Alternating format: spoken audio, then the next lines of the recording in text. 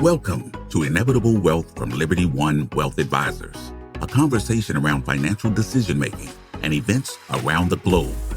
In the age of instant information, level heads can be hard to find. Our hosts, Julian D. Leonardo and Jackie Petit Home, provide objective and relevant insights to help you parse the data and block out the noise as you build your wealth. As managing partners of Liberty One Wealth Advisors, Julian and Jackie look to empower you to develop an increased understanding of financial markets and how they impact you.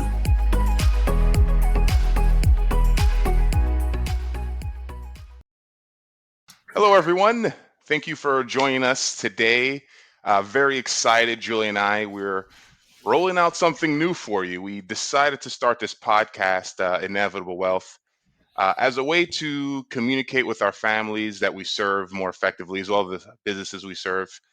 It's really just important to us to discuss timely topics, right? Some things take a little bit more time to explain than maybe an email. So we hope you enjoy what we're going to talk about today. Of course, the most common topic, right, that's dominating the news is SVB, I'm air quoting if you're listening, financial crisis, because I'm going to talk about the verbiage that keeps being used. But Julian, how are you? I'm good. I'm excited to be doing this. I think, we want to make sure we're doing the best job possible, and it's just a new avenue to add some value. Wonderful. So let's just get into it, right? Because we want to make sure that this is time effective as well, and we have some good points here. So let's talk about the banking industry. SVB, Signature Bank. What happened, Julian? It's a convoluted picture, right, on the surface. But I think depending on who you tune into, everyone is blaming somebody else, right? If you turn on the TV, some are saying Biden is asleep at the wheel. Others are blaming Trump for repealing Dodd-Frank. The Federal Open Market Committee, they're saying, is moving too fast, right? It really depends on which angle you take. Silicon Valley as a community, right, is being blamed, right? They're I think easy to blame for a lot of people, but at its core, we see it as a classic case of a bank's management being inept, right? I don't know if the risk management team has been calling in sick or what, but they were effectively asleep at the wheel for this whole thing. So if you're less familiar, right, I'll give a brief rundown. But essentially, when you put $1,000 into the bank, they lend it out, right? They give it to somebody for a mortgage or something along those lines, right? So they do borrow short term, right, because it's your checking account, and lend it long term. Now, in most cases, that's perfectly fine, right, because they have adequate risk controls. They are enormous in size. The bonds or lending that they do is very safe and secure. But in this case, Silicon Valley Bank essentially locked up too much long-term, right, at a time when rates were rising at the fastest in history. So it's a time where when they went to sell the bonds, because rates were now near 5% and their bonds were only paying 1% because they bought them last year or wrote mortgages last year, whatever it may be, their bonds are worth less. Because if I'm going to buy a bond for a family we work with, I'm not going to buy the 1% bond unless the price is lower, right? And that is offset. So it's very similar to what we say to the families and companies we work with. If you need the money in the next couple years, don't invest it in something that is 10 to 20 years out. Everything long-term is long-term and everything short-term is short-term. These bonds, they were safe from default risk. A lot of them were treasuries, but that difference in maturity has a huge impact. What would you add to that? I mean, that's a good point too, because I think one thing that SVB did, which was wrong, which is something that we see a lot of folks in the financial planning space do, is there are two things you have to look at your risk, right? Your time horizon and also the risk of the investments. So their investments of that cash was not the problem, is that they weren't paying attention to the time horizon. And time horizon is a very big, I guess, player in when you're making these decisions. And it's just, when I read this and I was like, wow, these guys for sure we're sleeping at the wheels. I think your dad said it to us once, right? You don't know who's sleeping naked until the tide comes in, Oh, or swimming naked, right? So that's exactly what happened. Like, yeah, these guys were just they just weren't doing the right things. They weren't on top of it, and you know the winds changed against them, and now that's their problem, and they're suffering for it and causing a little bit of a panic in the regional banking system as well. And a lot of folks are scared because of that. And one thing I want to highlight to folks is between 2010 and 2020, the FDIC took over about 370 some odd banks, right? So bank failures do happen. It's not common, but the reason why SVB is getting this type of noise is, one, I think the Silicon Valley Bank is just, I think the press loves that, right? That the name, it just, yeah, absolutely. right? It's synonymous with risk and venture capital, right? But bank failures happen a lot, and so SVB was the largest bank failure since Washington Mutual back in the 0809 crash. But what bothers me is the overuse of the term financial crisis, right? Like, we talk to our clients all the time about headline risk, and that's one of the greatest dangers. We read something in the paper, we panic because the news wants us to panic, and we make decisions that might not be in our best interest. So, just plain and simple, Julian, in your opinion, what you've been reading, are we in a banking crisis? No, no, absolutely not. I think you look at things and you mentioned it. So much of it is that headline risk. And when you turn on the TV at the beginning of the day, they're not going to tell you it's great out. Everything's great. Go outside, enjoy the day. They want you to keep watching, right? And their product is ads, right? So that you keep watching. Panic keeps people watching. When you look at this, so much of it is about Silicon Valley, and a lot of the hate for that, and not necessarily comparing them to everyday folks, even though a lot of them can be. But when you look at it, you just want to make sure that you are focused on long term and separating yourself, knowing that most people don't have money at Silicon Valley Bank. They are the 17th largest bank, so they're a lot ahead of them. And there's a lot of opportunity in a volatile market like now. So it can be a great opportunity for a lot of people. That's a good point. And can we talk a little bit as well about how I think one thing that's, 2008, there was a technology there, but, when we talk about runs on the bank, right, back in, the Great Depression, it was literal, right? A run on the bank. Literal, people were physically running to the bank. But today, with technology and Twitter, social media, right, news travels, it's immediate. So this run on the bank, right, can you kind of frame how I think, if because of the technology today, the issue with SVB was perhaps even exponentially worse, or it happened even quicker because of the times of today? Absolutely. And I was just speaking about this to my wife, actually, because, we walked through, a little educational piece, at home. But it's so interesting because this in 2003, you look back in 1990, all these other times, this would have been very challenging, right, to happen so quickly. It frankly just wouldn't, because you were restricted to the speed of the teller in a lot of ways, right? Where whoever's at the window at the bank is dictating the speed at which money is coming out, right? So you read stories about past bank runs where they were instructing the teller to count every dollar that they were giving out, right? 3 times instead of 1, right? To try and slow that down, so that the bank management and, Federal Reserve or FDIC, whoever's involved, can, try and stop the bleeding and slow it down. Because when you slow it down, it's a self-inflicting wound. So if you slow it down, it stops, right? And nowadays, you go online, you can move millions of dollars at the click of a button, right? It's exponentially faster, and especially a huge oversight, right? Which is it's easy to play Monday morning quarterback, right? Huge oversight. But this bank operated in a very niche market, right? Of tech savvy, social media oriented individuals, right? So one, not only do they have the ability to move money quickly, but they know how to do it, and they're all talking about it, right? You go on Twitter, and that's where they are talking. Move your money, all caps, right? Panic, and that just adds fuel to the fire, and it just causes problems in the long run. And if you have that niche market, you have to know. It's the same as with every individual and family we work with. Everyone's unique, everyone's different. You need to make sure you are preparing for all situations, knowing where you're at now, knowing your foundational piece. So it's a little bit outrageous that it happened, considering that their full-time job is risk management.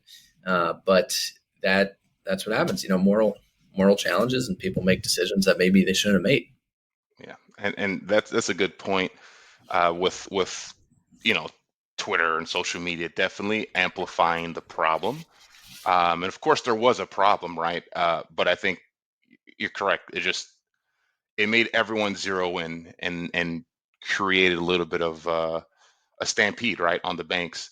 So another thing that I've been reading a lot about, and I think should be cleared up, right, was that the bailout, right? I see folks writing about it, people on social media saying, "Oh, another bailout for the big banks and all these things." And I want to clear that up because education is powerful. And Julian, was this a bailout? Right? Was the Signature Bank and SVB? Is that considered a bailout? Not in my mind. I think you look at it, and you can talk a little bit about the insurance piece, but so much of what they are protecting, right, is individuals' checking accounts, right, and companies' payroll accounts. And it shouldn't be on individuals to have to review a bank's balance sheet, right? Their legal liabilities, their assets, their derivatives on the books, which are so complex. A lot of times, apparently, right, the banks don't even understand it. And it shouldn't be on them to review all these and say, is my money at risk, right? It's a checking account. They're not taking risk, right? They go deposit their paycheck, right? It's very straightforward. What would you add to that? Yeah, and I would say, and I agree, it shouldn't be up to individuals. My mom called me, concerned about the bank. She banks at a regional, top five bank, and she was concerned as well. And I think the panic that was created, I think, for the everyday folks who are just trying to live their lives, is a little bit unfair. Because when we look at how the FDIC works, right? So FDIC stands for Federal Deposit Insurance Corp, right? The key word is insurance. Mhm. And how it works is they make these banks, right? They assess these banks and they pay premiums into this insurance fund, which ultimately serves as a purpose to ensure that these banks can guarantee that that $250,000 number that everyone's very familiar with. So at the end of the day, folks need to understand that it's not a bailout. It's really the system that was put in place after the crash that's actually doing its job. These banks, they're not perfect, right? We mentioned 370 failed in the last 2010 to 2020. So it does happen, but this insurance is there that is supported by other banks to make sure that they can make sure those deposits are insured, right? Before the Mhm. FDIC was put in place, there were a lot of money lost in bank deposits and banks failed. But ever since it was implemented, not a single consumer has lost a penny within if they were within the FDIC insurance rate. So um, it's not a bailout, really. It's basically a function of the federal government kind of doing something well. A Mhm. lot of folks out there don't have confidence in how the government handles things, but this was a good example of them implementing measures from 0809 to make sure that people are made whole because of Mhm. the risk taken on by you know bank management essentially. Exactly. And it can just be a very divisive society at points, right? Where Republican, Democrat, or whatever you may be, right? But I was reading it would only cost 0.1% to fully insure all deposits. So someone can check me on that, right? It could be 10 times as much. But the bottom line is, in your checking account, you're getting near zero interest, right? Essentially at all banks, right? All brick and mortar banks, right near zero. Meanwhile, they're lending out at 4, 5, 6%. So even it costs a full percentage point, 2 full percentage points. With where rates are, they could absolutely insure all of that if they needed to, based on the research we've been reading. So what do you think happens next? So what would next steps look like for the market, or for individual looking to invest, or what are your thoughts? So I would say twofold. So for individuals looking to invest, I took this from someone I follow, but these events are something that a long-term investor should ignore, right? There's just another piece of news for long-term investors to ignore. And it doesn't necessarily mean, hey, ignore what's going on in the banks and don't pay attention. But at the end of the day, when we're looking the long-term time horizon, 5, 10, 20 years, these are those just short-term events that really shouldn't change or dictate your long-term strategy, right? As disciplined investors, we're always looking long-term, right? Because if there's anything short-term, your money shouldn't be invested.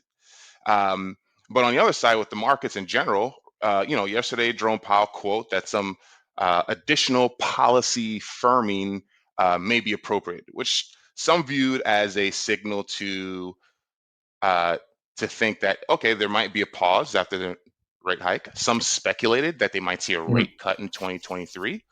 Um, but we have to think and think back in time. Back in December of 2021, majority of the Fed members said that there were predicting rate hikes in 2022 to target around 1%. And instead, we ended up around 4% in the quarter in December 22. So I would like folks to remember that a lot of the things that they might say it's a target, but if they change course, that's going to happen, right? They have the dot plot of what their target interest rates are, um, and sometimes it just doesn't come out to what the Fed targets. So Exactly. And if you see the posturing that we see, Jackie, where Jerome Powell, or whoever's Brainerd, whoever's speaking, right, in an engagement or after rates are increased, they have to choose their words so carefully, because investors across the U.S., across the world, are trying to interpret every single nuance, their cadence, right, their yeah, word choice, to try and figure out what's next. So you see so much more volatility immediately after these things, or yeah, immediately when someone's speaking, because they're trying to see the future. Meanwhile, like you mentioned, in 2021, they themselves on the Federal Open Market Committee only predicted something like 3 rate hikes, right? And then there ended up being 17 at 25 basis points each, or 7 at different yeah, varying limits, but just going up so much more than they expected. So it's important when you're looking at investing. Yes, we can't control the Fed. They don't necessarily know exactly what 2024 is going to look like from a rate hikes perspective. But following these volatile markets are great markets, right? These are great times to buy, great times to find value, and continue to invest for the long term. And if you're at a point where you're pulling from your accounts, right, you're retired, block out the noise. This will pass. It happens every couple of years where there's a drawdown similar to this. It's very, very routine, even though when you turn on the news, it doesn't always feel that way. We're in a very transparent society, right? It used to be yeah, a little bit different, but now yeah, everything travels so quickly. And that's why the Fed has to work over the weekend to fix these things, because it exactly. takes about an hour for it to hit, Reuters, and then they got to fix it before the panic sets in even more. Yeah, and two people before we close out, because we want to be mindful of time, but two people that I wouldn't want to be in this situation. One is for sure Jerome Powell. I remember I read an article, maybe it was over the summer, of Jerome Powell, that there were folks analyzing how he was standing, analyzing how thick the stack of papers he was holding Mhm. to speculate the size of the interest rate hike, right? Or um, which is an interesting or bad funny, but one of the insiders of the bank at Signature Bank is Barney Frank. Mhm. And if you don't know that name, He was the U.S. representative who helped craft the Dodd-Frank Act after Of the course. financial crisis of '08. So it just goes to show that, you just it's a story that just writes itself, right? Like this, he's it was literally written after him. It was named after him, and he was one of the key violators of this. So, you know, we'll close this down and end it here. But, thank you all for listening. If you have any topics that you want us to address, we try to keep this time. We'll try to do this once a month. But if something happens that's more timely, we'll be more than happy to put something together. But anything else to add, Julian, before we close out?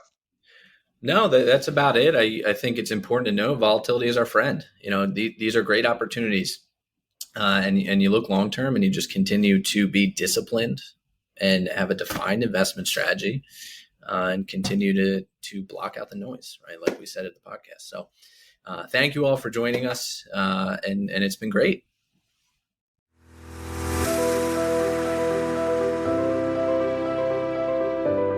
Liberty One Wealth Advisors is a registered investment advisory firm located in the state of Pennsylvania. Any options expressed are derived from sources generally believed to be reliable and are provided for informational purposes only. It does not constitute any form of advice or recommendation to buy or sell any securities, adopt any investment strategy discussed, or invest in any specific product. Nothing contained in this podcast constitutes investment, legal, tax, or other advice, and is not to be relied on in making an investment or other decision.